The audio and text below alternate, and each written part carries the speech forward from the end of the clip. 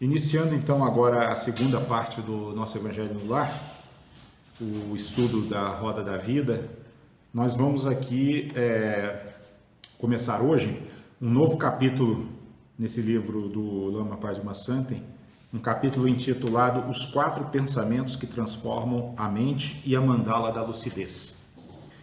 É um tema muito interessante, ele diz respeito o estudo desses quatro pensamentos que transformam a mente. Eles são exatamente o que os budistas tibetanos chamam de treinamento preliminar, ou seja, aquilo que vai transformar a mente no sentido de motivá-la a seguir o caminho espiritual, né? Só que antes de introduzir os quatro pensamentos, o Lama vai falar um pouco aqui sobre a questão da linhagem, né? Ele vai explicar o que é a linhagem de mestres que vão passando os ensinamentos de geração a geração, né? Desde o Buda até hoje, né? O budismo ele tem essa característica muito interessante. As práticas, os ensinamentos e as visões que foram desenvolvidas pelo Buda, elas não tiveram uma interrupção, por isso que chama linhagem, tem uma linha, sabe, que vai seguindo e chega até nós hoje, né? Se a gente pegar, por exemplo, o Lama Santa, aí quem foi o mestre Lama Santa, Sagdu Rinpoche, pega o mestre Sagdu Rinpoche e vai voltando no tempo, vai chegar no Buda, né? Então, isso garantiu que todos os métodos, práticas e meditações chegassem de uma maneira não deturpada, né? Porque não foi aquela coisa só contada de boca, foram praticantes de cada geração ensinando os seguintes a praticar também, né? Então, a respeito disso, o Lama diz assim: a prática do budismo tibetano começa com os quatro pensamentos que transformam a mente, um conjunto de ensinamentos que constrói a atitude correta para percorrermos o caminho.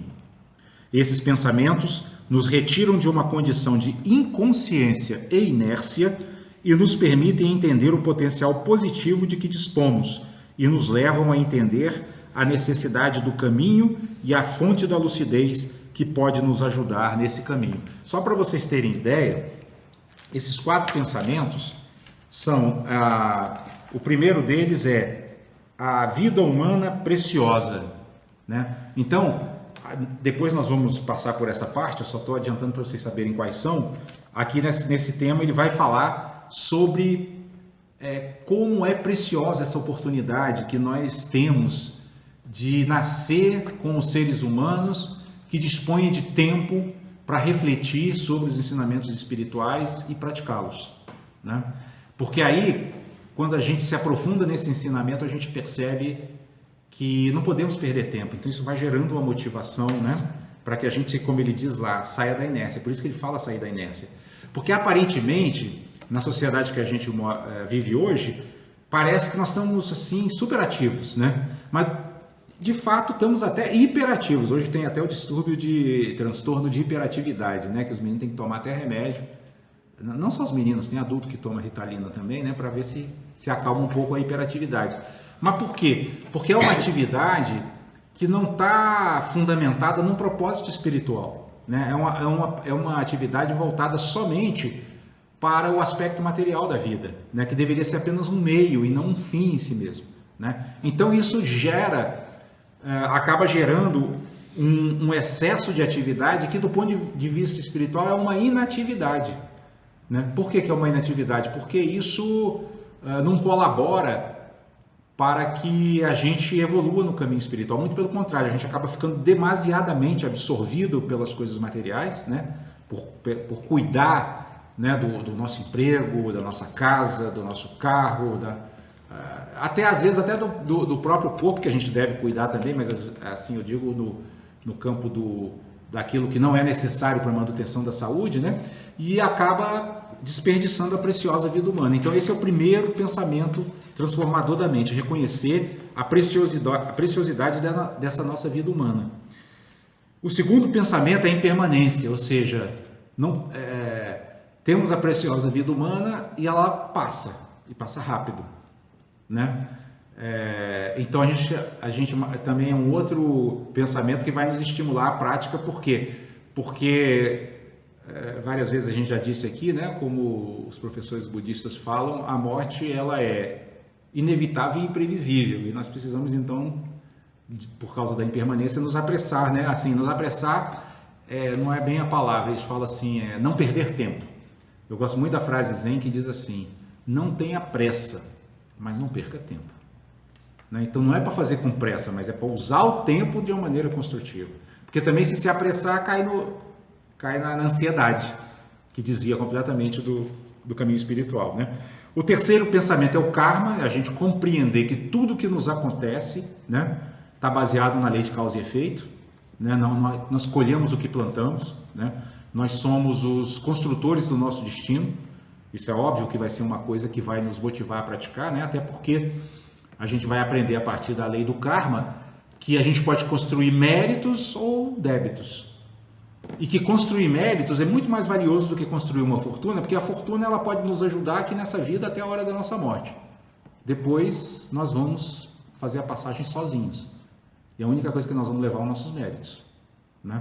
O pessoal costuma chamar muita atenção para isso, né? De que o momento da morte é um momento muito solitário, porque nem os seres que nos amam muito vão poder estar conosco naquele momento. Ali a travessia é solitária, né? Somos só nós e Deus, né? Para dizer assim na linguagem cristã. E por último, o quarto pensamento é a existência do sofrimento. É a gente reconhecer que se nós permanecermos nesse modo de operação da nossa mente, esse modo comum, nós nunca vamos sair do ciclo de sofrimento. Nós vamos estar sempre gerando aflições. Né? Então são esses 4 pensamentos que ao longo das próximas semanas nós vamos estudar. Os 4 pensamentos que transformam a mente.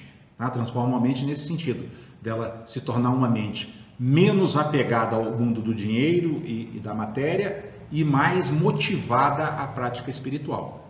Aí isso vai crescendo, né? Isso vai começando e vai crescendo naturalmente até assumir as proporções de um espírito como, por exemplo, Madre Teresa de Calcutá, né? Que entendeu tudo isso e simplesmente se dedicou toda a sua vida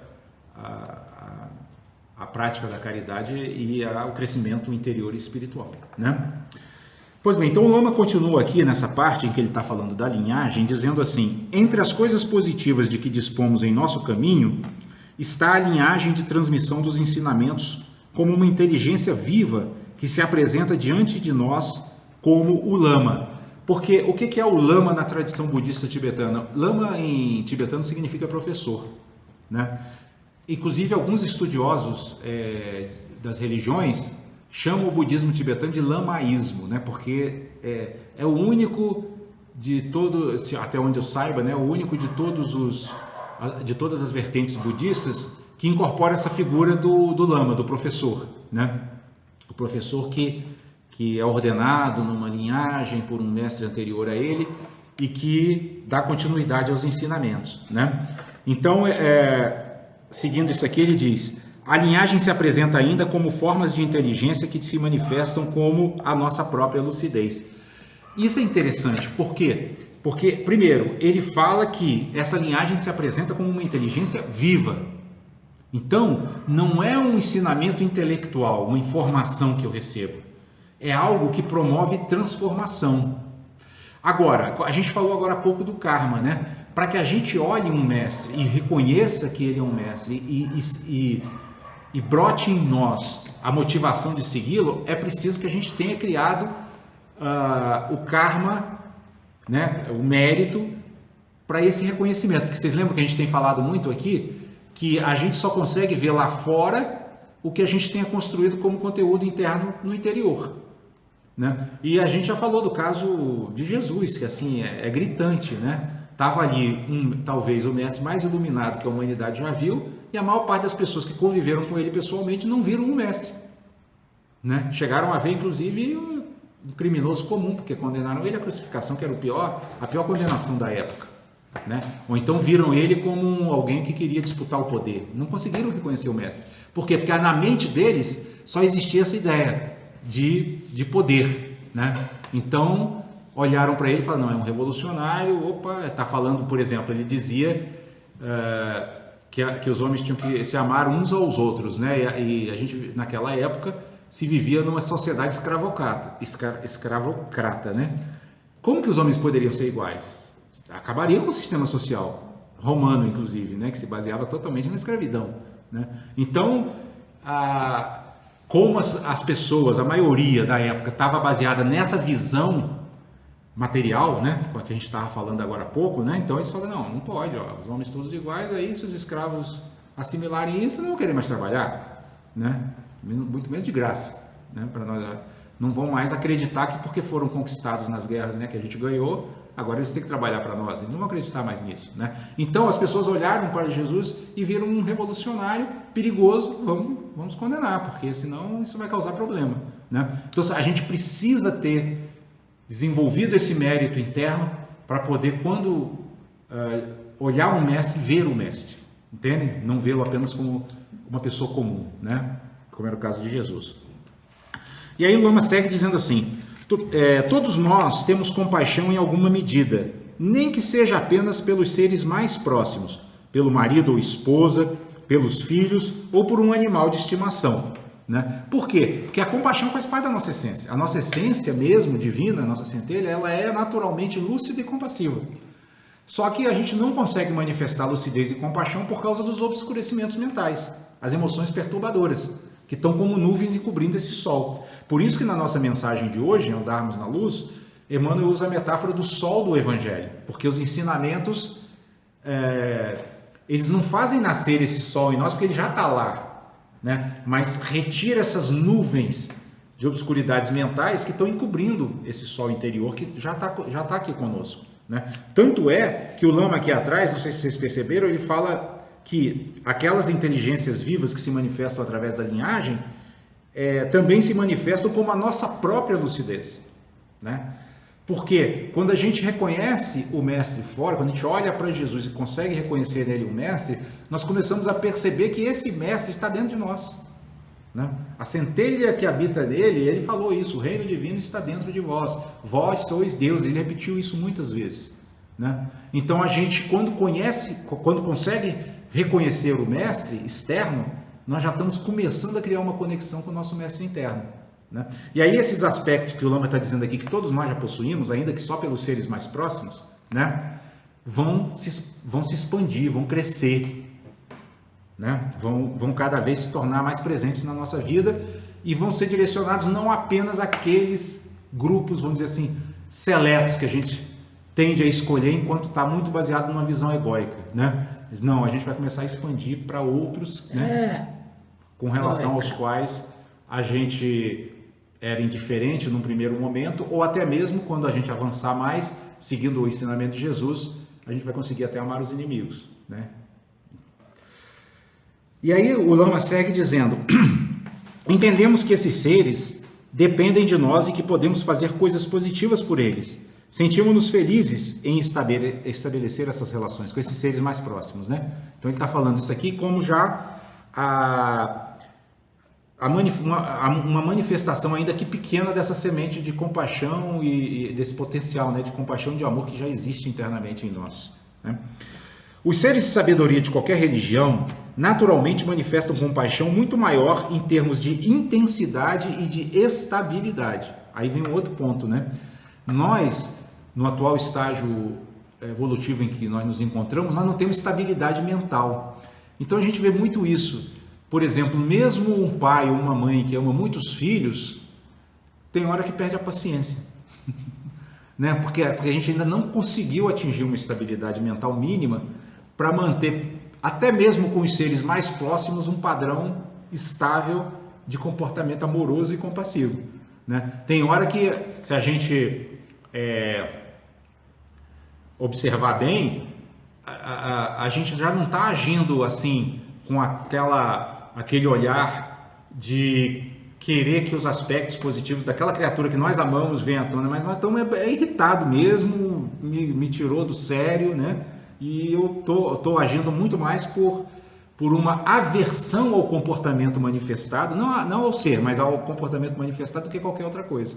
Então a estabilidade, ela é fundamental, porque sem estabilidade a gente fica nessa oscilação e muitas vezes faz coisas ou fala coisas das quais nos arrependemos, né? Nesses momentos, todo mundo aqui, né, já deve ter passado por esse momento em que a gente fala: pô, eu devia ter pensado um pouco mais, né, antes de fazer qualquer coisa. E aí o Lama segue dizendo: eles amam todos os seres humanos. Quer dizer, os mestres iluminados, eles não têm essa instabilidade, né? Eles amam o tempo todo e amam todos o tempo todo, né? Então a gente vê isso em Jesus muito claramente, né? Não tem nada que tire Jesus do seu eixo, do seu equilíbrio. Ele está sempre fazendo o melhor em todas as condições, né? Sempre de forma abnegada, nem minimamente, não está minimamente preocupado nem sequer com sua própria imagem de mestre, né? Então, se ele tiver que tomar uma atitude que possa parecer aos outros que, nossa, como é que, né, um cara que prega o amor faz uma coisa dessa, ele não está minimamente preocupado com isso, ele faz o que tem que ser feito, né? Porque tem essa estabilidade, né? Não está procurando, ele está procurando fazer o bem, mas não agradar, né? Até mesmo porque ele sabe que agradar ou satisfazer os desejos confusos, né, dos seres só vai afundá-los ainda mais na escuridão da ignorância espiritual, né? E aí o Lama segue dizendo assim: todas as tradições consideram a compaixão uma qualidade disponível em todos os seres, não propriedade de apenas alguns. Esse é um ponto bem interessante, né? Qualquer tradição religiosa, ela tem essa visão de que a compaixão, o amor, a lucidez são propriedades de qualquer ser, né? De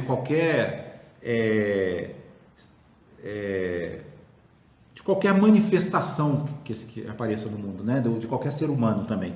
Ou seja, não é um potencial que exista aqui e não exista ali, né? Em todos os lugares esse potencial está presente. A gente tende a achar que aonde se manifesta muita violência, muita criminalidade, ou muito preconceito, enfim, essas coisas todas que a gente considera negativas, que ali não possa não haver, né, uma semente de luz. Mas o que todas as tradições religiosas têm em comum é de dizer isso, né? A luz está presente em todos os seres, né?